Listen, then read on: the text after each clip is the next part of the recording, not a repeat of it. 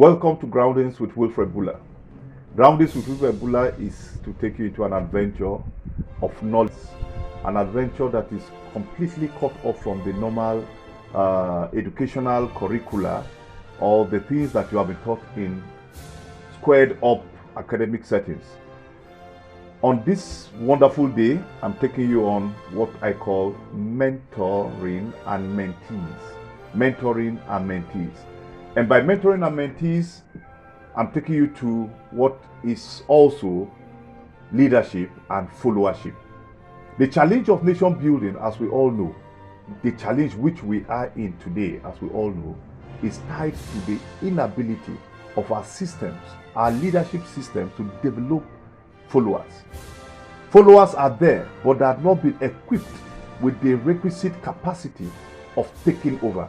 So leadership just circulates itself until it dies. Leadership maintains a certain level of growth until it becomes useless, ineffective, and inability to apply the knowledge they had when they were young and when they were at their prime. So when you are on your prime and you're unable to develop followership for a taking over, then you are like a seed that has not been planted.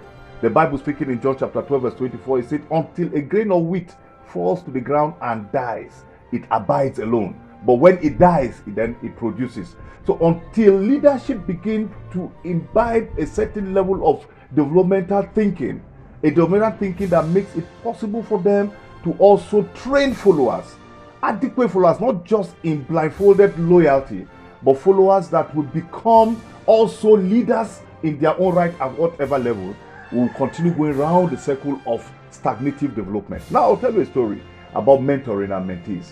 Some time back, several years back, I was in Abuja and I was working in a construction company, and I had this man I looked up to. Like, everything about him was what I wanted to be.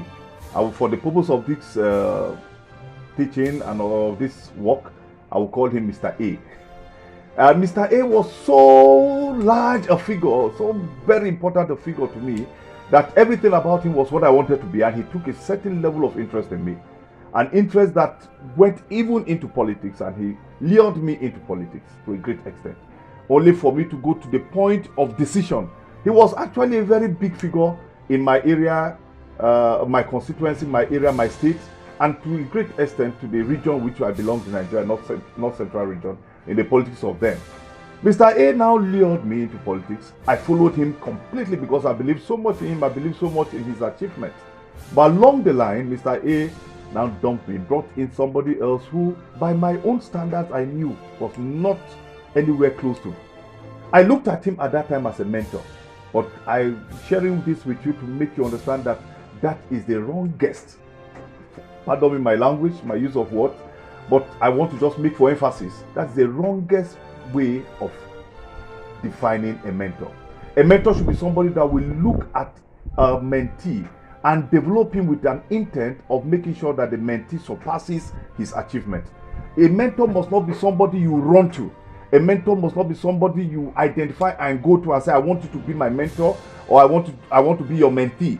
A mentor will be somebody that you have seen a certain level of characteristic traits, an ability to deliver in the area of his calling, which is also your area of calling. So for you to even identify a mentor, you must also first know what your calling is. You must also first know what you are running this race of life to achieve. So you look for somebody in that line and then begin to follow the person, even quietly, secretly, until you make a mark that will distinctively bring you to the person. The person will see you doing that which he is already doing, and seeing the traits in you that makes it possible for you to surpass what he is. And then that person, there may be several of them, but there will be one that will come and say, this young man, let me teach you the ropes. You may have been doing it unprofessionally, but I'll teach you the ropes. In politics, for instance, especially in nation building, mentors and leaders are the failing strand that has made it impossible for us to get the results that we have. You must be mentored at every level of your growth for you to become mentioned when things are done. I will give you another story with respect to political sharing. If you are not mentored, you can never be mentioned. Nobody grows and becomes a thing by himself. Everybody must line up with somebody who has gone before him to be able to show forth what he can do, because there's somebody before you who has already done it. Now, for instance, if we have a political gathering and elections have been completed, and then they sit on the table to form the government, and you get people coming around the table, around probably the governor, for instance, or the president, as the case may be, and everybody coming in on that table for the purpose of sharing or for the purpose of forming this government, we have somebody in his pocket, maybe a CV or something about somebody, and everybody coming there has the CV of somebody who is a mentee. If you are not mentored, you can never be mentioned on that table, irrespective of your qualification, irrespective of your capacity, irrespective of your experience and exposure.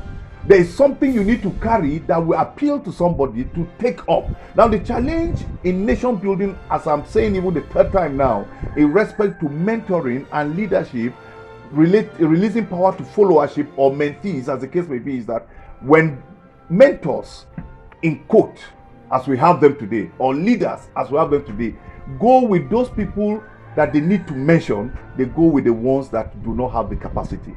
So the circle remains around them. They do not have the capacity because the leaders, as the case may be now, want to still remain relevant in the scheme of things.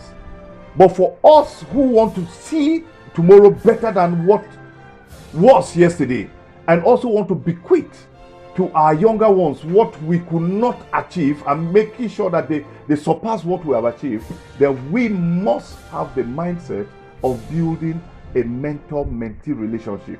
And at whatever level, even at the level of a cleaner, at the level of a messenger, at the level of a taxi driver or a conductor and a boss, you are a leader in your own strand, and you are given a responsibility to mentor somebody to take over from where you are.